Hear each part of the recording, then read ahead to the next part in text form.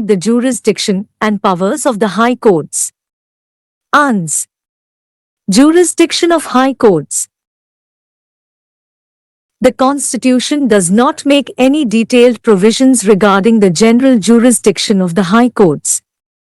Under Article 225, the jurisdiction of the high courts, the law administered by them, the respective powers of their judges in relation to the administration of justice by the court, and their rule-making power, all are to be the same as were enjoyed by them immediately before the commencement of the Constitution. The Constitution thus maintains the status quo existing on the eve of the commencement of the Constitution in relation to the jurisdiction and powers of the high courts. The status quo is, however, subject to the provisions of the Constitution and to any law made by the appropriate legislature in pursuance of its powers under the Constitution.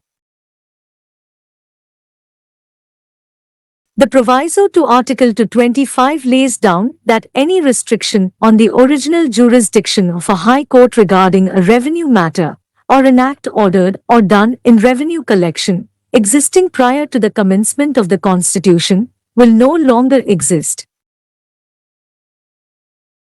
The second important change effected by the Constitution in the jurisdiction of high courts is through the all-important Article 226, which empowers the high courts to issue the writs. This is an important power to enforce the rights of the people, to administer justice, and to review administrative action.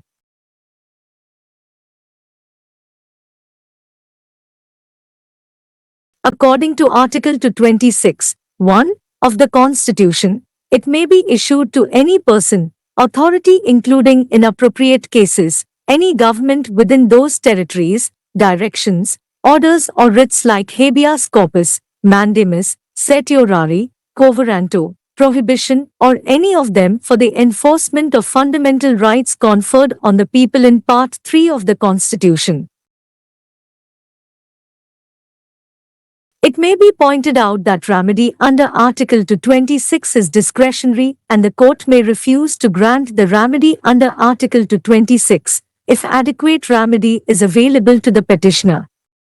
But in Himmat Lal v. State of UP, AIR 1954 SC 403, however, the Supreme Court has held that the existence of an alternate remedy is no bar to the exercise of writ jurisdiction where there is violation of fundamental rights.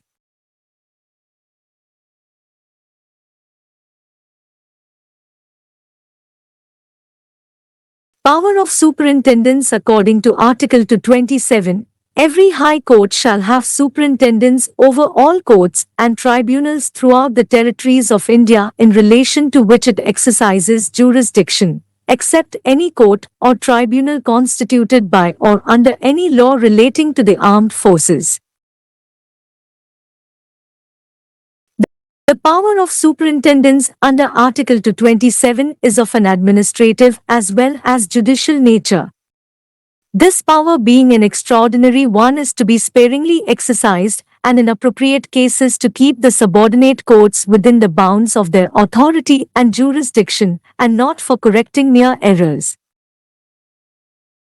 Control over subordinate courts. Article 235 vests in High Court the control over the subordinate courts. While Article 227 deals with the official acts of the persons occupying those courts, Article 235 deals with subordinate judicial officers themselves in relation to their discipline, posting and promotions. Further, Article 227 deals with both the courts and tribunals, but Article 235 deals with the controlling power of the High Court only with the courts, not with tribunals. Court of Record. According to Article 215, every high court shall be a court of record and shall have power to punish for its contempt by itself. General jurisdiction. Under other statutes, high courts have original and appellate jurisdiction in civil and criminal matters as conferred by other statutes and their letter patents. Such powers have been safeguarded by Article 225 of the Constitution in favor of the high courts.